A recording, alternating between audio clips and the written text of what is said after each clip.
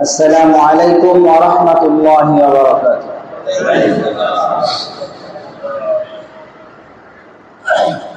الحمد لله نحمده ونستعينه ونستغفره ونعوذ بالله من شرور أنفسنا ومن سيئات أعمالنا ونشهد أن لا إله إلا الله وحده لا شريك له ونشهد أن سيدنا وسندنا وحبيبنا وطبيبنا ومولانا محمدا عبده ورسوله أرسله بالحق بشيرا ونذيرا وداعيا إلى الله بإذنه وسراجا وقمرا منيرا أما بعد فقد قال الله تبارك وتعالى في القرآن الكريم أعوذ بالله من الشيطان الرجيم بسم الله الرحمن الرحيم ألهاكم التكاثر حتى زرتم المقابر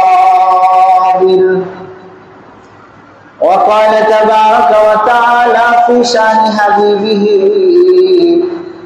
إن الله وملائكته يصلون على النبي يا أيها الذين آمنوا صلوا عليه وسلموا تسليما محمد صلى الله عليه وسلم اللهم صل على محمد وعلى آل محمد كما صليت على إبراهيم وعلى آل إبراهيم إنك حميد مجيد اللهم بارك على محمد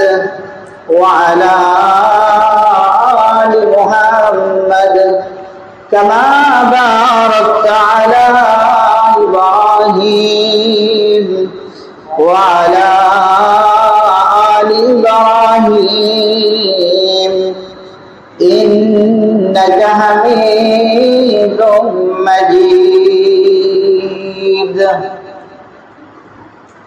সমস্ত তারিফ ও প্রশংসা সেই মহান রব্বুল আলামিনের দরবারে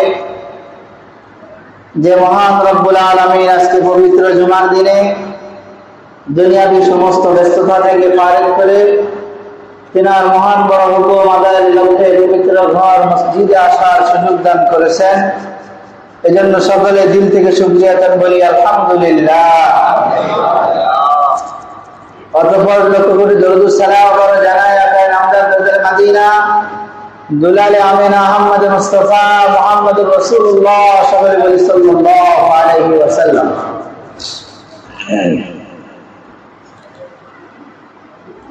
গত জুমায় আলোচনা চলছিল আলহাকুমুত তাকাসুর হাত্তা যুরতুমুল মাকাবির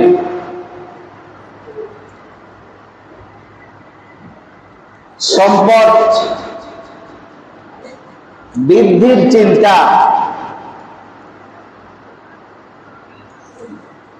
এই চিন্তা চেতনা আমাদেরকে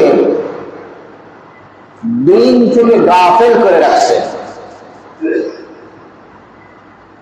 আলহাকুমুত তাকাসুর, আল্লাহ পাক রব্বুল আলামিন বলছেন সম্পদের প্রতিযোগিতার এই চিন্তা চেতনা তোমাদেরকে দিন থেকে গাফেল করে রাখছে। আজ সম্পদ বাড়ানোর চিন্তা, সম্পদের এই প্রতিযোগিতার চিন্তা, কি করে আমার সম্পদ বাড়বে, কি করে আমার ব্যাংক ব্যালেন্স বাড়বে,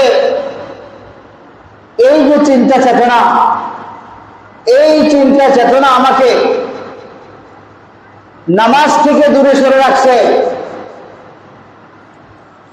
সম্পদের চিন্তা আমাকে নামাজ থেকে দূরে সরায় রাখছে, নামাজের সময় দিতে পারছি না আমি। সম্পদ বাড়ানোর এই চিন্তা আমাকে হজ করা থেকে বিরত রাখছে, হজ করতে পারতেছি না আমি। অথচ আমার উপরে হজ ফরজ হয়েছে, কিন্তু আমার চিন্তা চেতনা আমার সম্পদ বাড়াইতে হবে, এই মুহূর্তে হজে গেলে আমার সম্পদ কমে যাবে। এই যে সম্পদ বাড়ানোর এই চিন্তা, আল্লাহ পাক বলেছেন আলহাকুমুত তাকাসুর, এই চিন্তা চেতনা তোমাদেরকে দিন থেকে গাফেল করে রাখছে। হজ ফরজ হয়েছে কিন্তু আমি হজে যাইতে পারছি না, হজকে আমি পিছায় দিচ্ছি। এই সম্পদ বৃদ্ধির চিন্তা চেতনা আত্মীয় স্বজনের খোঁজ খবর নেওয়া থেকে আমাকে দূরে সরাইয়া রাখছে, বিরত রাখছে। আমি আত্মীয় স্বজনের ঠিক মতো খোঁজ খবর নিতে পারতেছি না, কারণ আমাকে সম্পদ বাড়াইতে হবে। আমার চিন্তা একটাই, আমার সম্পদ বাড়াইতে হবে।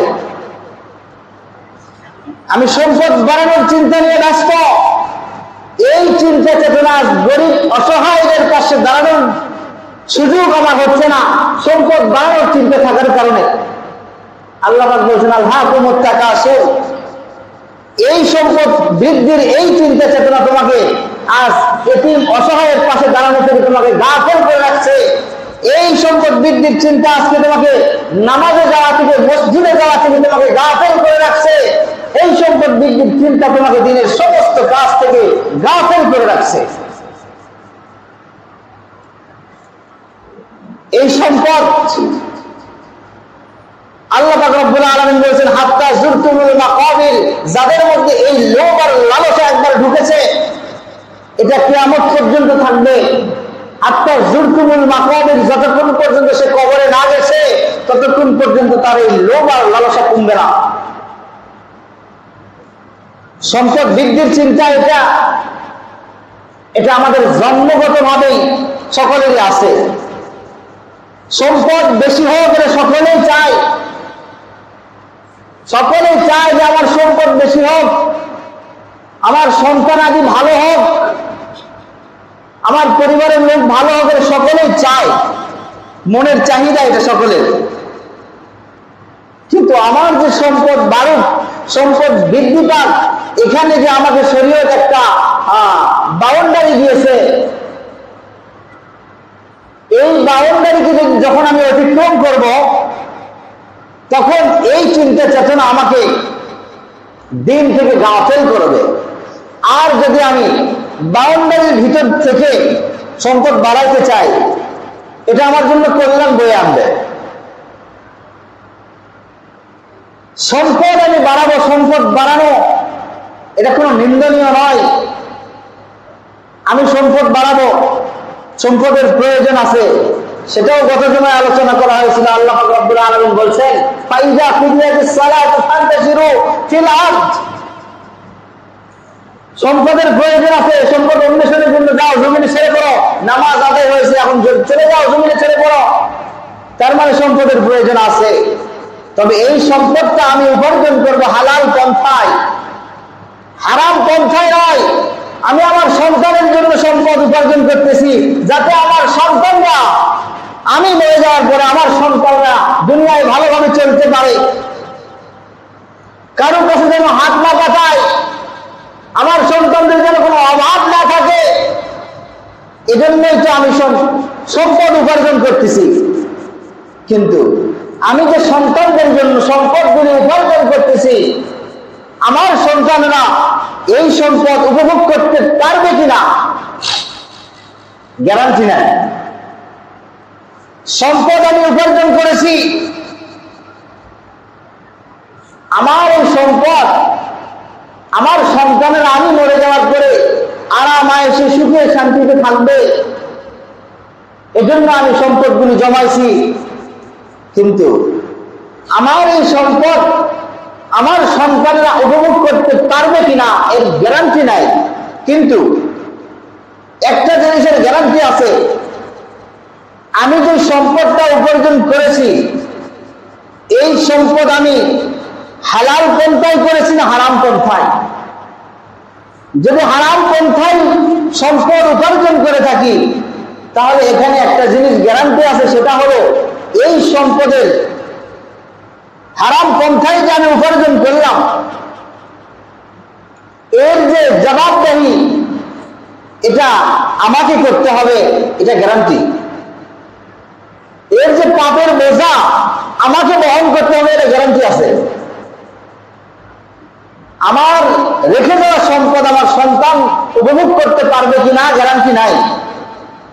কিন্তু আমি যে অন্যায়ভাবে অবৈধ পন্থায় সম্পদগুলি উপার্জন করেছি এর যে পাপের বোঝা এটা আমাকে বহন করতে হবে, এটা গ্যারান্টি আছে। তাহলে যেটা গ্যারান্টি আছে এই জিনিসটা আমি পাপের বোঝা আমাকে বহন করতে হবে এটা আমি জানি। আমার বোঝা আমার সন্তান বহন করবে না, অথচ সন্তানের জন্য আমি করেছি, যা কামাই করেছি সন্তানের জন্য। কিন্তু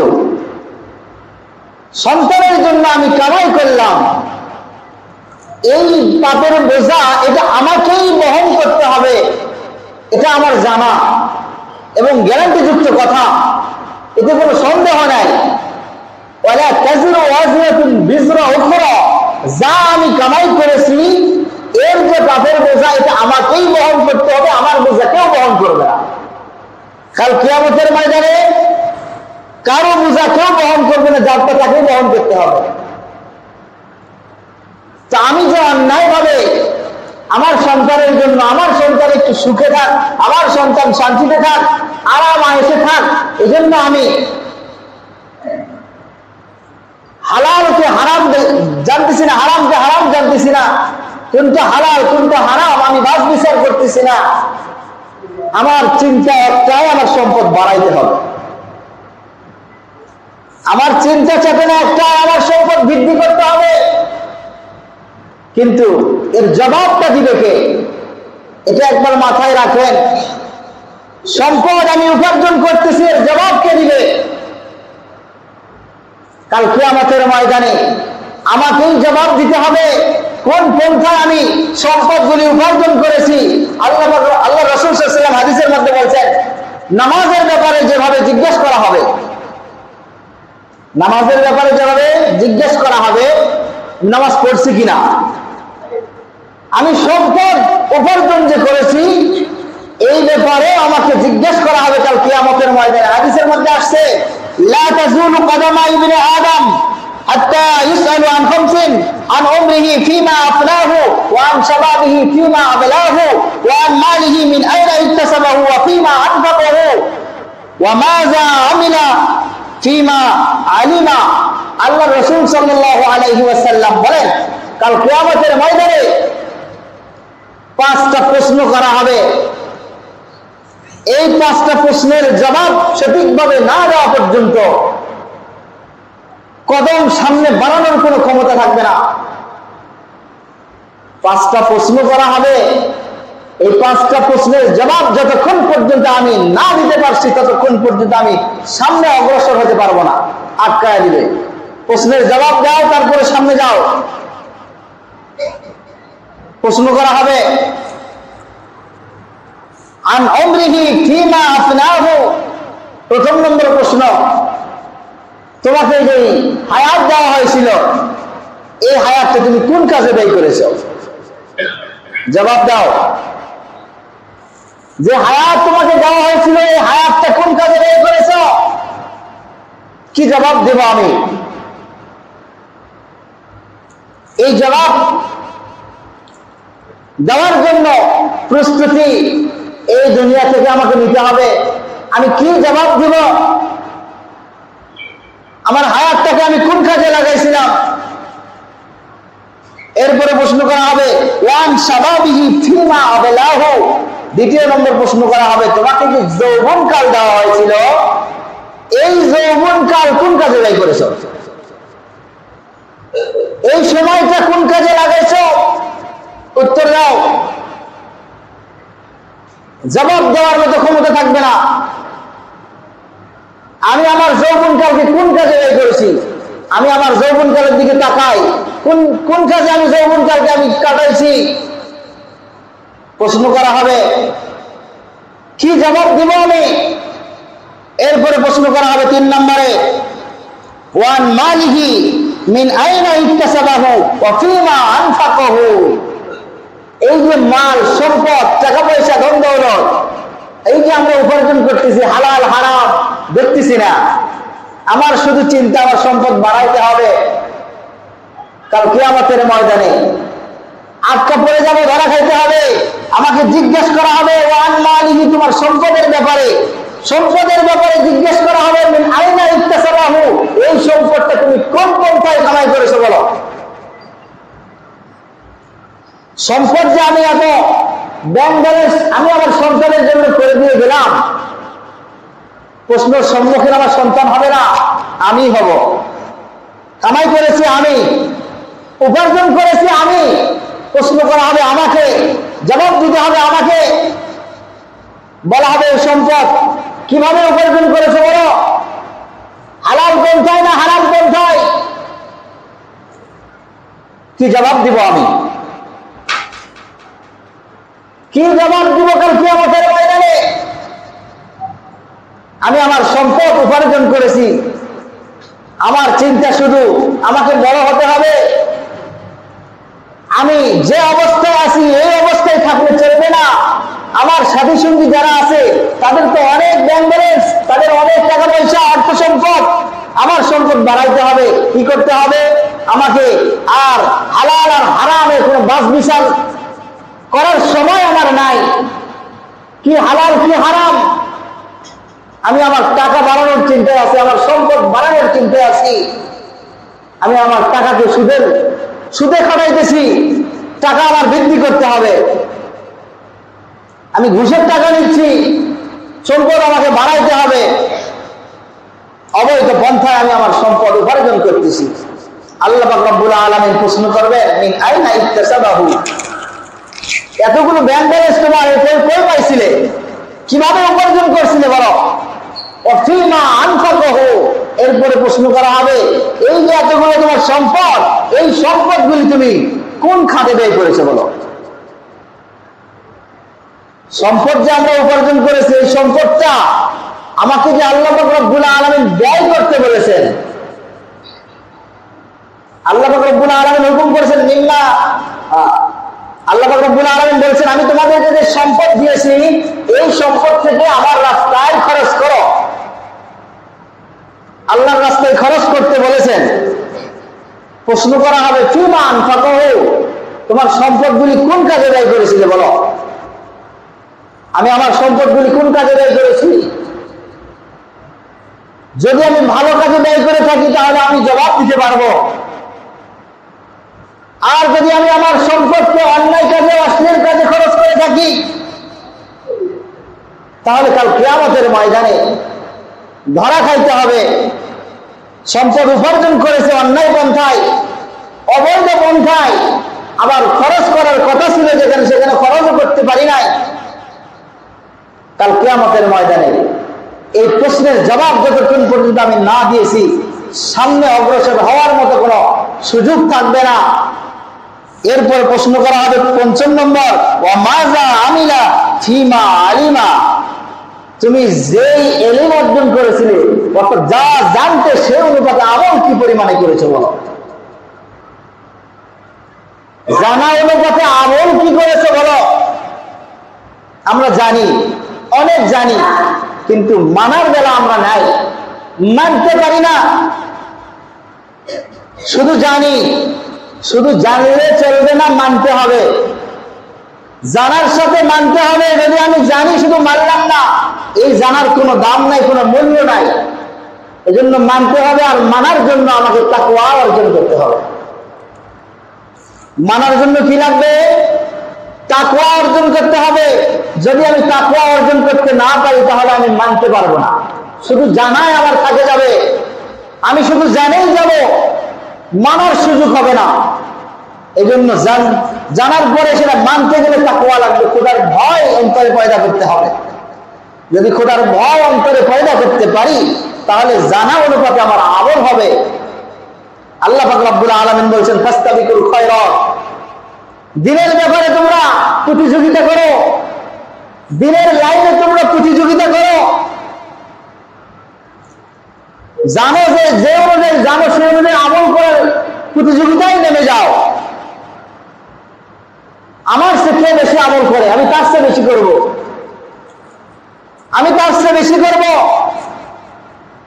আমি 5 ওয়াক্ত নামাজ মাঝে মধ্যে আমার ছুটে যায়, অমুকের ছুটে না, আমি দেখেছি রেগুলার 5 ওয়াক্ত নামাজ সময় মতো আদায় করতেছি, আমি কেন পারতেছি না? প্রতিযোগিতা করতে হবে। আমিও রেগুলার 5 ওয়াক্ত নামাজ মসজিদে গিয়ে জামাতের সাথে আদায় করব, এরকম প্রতিযোগিতা করতে হবে। আল্লাহ পাক রব্বুল আলামিন বলেছেন ফাস্তাবিকুল খায়রাত, প্রতিযোগিতা করো। সে দান করতেছে, তার এত অর্থ সম্পদ, সে আল্লাহর রাস্তায় খরচ করতেছে, আমারও তো অর্থ সম্পদ আছে, আমি কেন খরচ করতে পারতেছি না? সে এত মসজিদ মাদ্রাসায় দান করে, আমারও তো টাকা পয়সা আছে, আল্লাহ আমাকে অর্থ সম্পদ দিয়েছে, আমি কেন পারতেছি না? আমি কাছে বেশি দিব।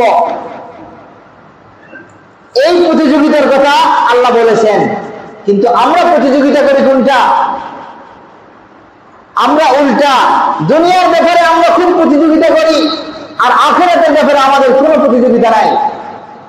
দুনিয়ার ব্যাপারে আমাদের খুব প্রতিযোগিতা, আমার থেকে এক ধাপ আগে, আমি তার চেয়ে আগে যাব, আমার থেকে এক ধাপ উপরে আছে, আমি তার চেয়ে উপরে যাব। আল্লাহ রাসূল সাল্লাল্লাহু আলাইহি ওয়াসাল্লাম বলেছেন উনজুর ফিদ দুনিয়া ইলা মান আসফাল, উনজুর ফিদ দুনিয়া ইলা মান আসফাল। দুনিয়ার ব্যাপারে তোমার সে কারা নিচে আছে সেদিকে তুমি লক্ষ্য করো, সেদিকে তাকাও। তোমার সে কে উপরে আছে সেদিকে তাকাও না। আখিরাতের ব্যাপারে তোমার সে কে অগ্রসর তার দিকে তাকাও, আর দুনিয়ার ব্যাপারে তোমার সে কে নিচে সেদিকে তাকাও। তাহলে দুনিয়ার এই অর্থ সম্পদ নিয়ে তোমার শুকরিয়ার মনোভাব পয়দা হবে, তোমার মনে হবে আল্লাহ আমাকে অনেক কিছু দিয়েছে। আর যখন তোমার সে উপরে কে আছে সেদিকে তাকাইবে, তখন তোমার নাশুকরির ভাব পয়দা হবে, তখন তোমার খালি মনে হবে আমার এই নাই সেই নাই, খালি নাই নাই মনোভাব পয়দা হবে। আর যদি তোমার সে নিচের দিকে তাকাও, আল্লাহ রাসূল বলছেন, তাহলে তোমার শুকরিয়ার মনোভাব পয়দা হবে। তাহলে অর্থ সম্পদের এই লোভ আর লালসা এটা তোমার ভিতর থেকে কেটে যাবে। তোমার সে কারা নিচে আছে সেদিকে তাকাও, তাহলে এই অর্থ সম্পদ বৃদ্ধির যে প্রতিযোগিতার চিন্তা, এই চিন্তা চেতনা তোমার থেকে কেটে যাবে। তাহলে কি হবে?